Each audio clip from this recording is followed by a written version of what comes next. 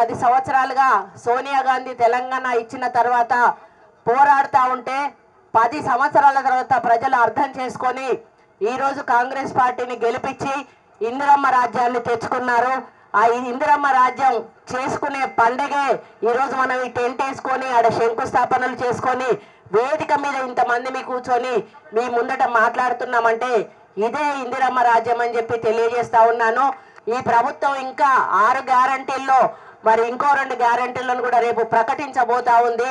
ఇప్పటికే 4 గ్యారంటీలను ప్రకటించి మరి ఇచ్చిన మాట నిలబెట్టుకునే ప్రభుత్వంగా ముందుకు వెళ్తున్న విషయాన్ని ఈ సందర్భంగా గుర్తు చేస్తా ఉన్నాను.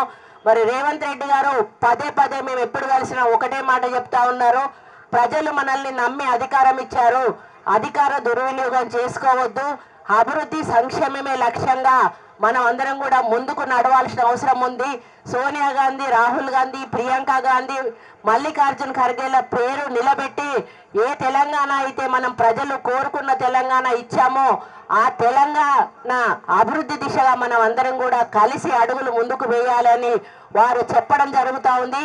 చెప్పడమే కాకుండా చేతల రూపంలో అడిగిన వెంటనే దేనికంటే దానికి నిధులు ఇస్తూ మరి ఈరోజు ఇన్ని 260 కోట్ల శంకుస్థాపనలు ఇక్కడ చేశాము అని అంటే ఈరోజు రేవంత్ రెడ్డి గారి దయ వల్ల, మన మీద ఉన్న అభిమానం వల్ల, మరి అభివృద్ధి మీద ఉన్న ఆకాంక్ష వల్ల అని చెప్పి నేను గర్వంగా చెప్తా ఉన్నాను.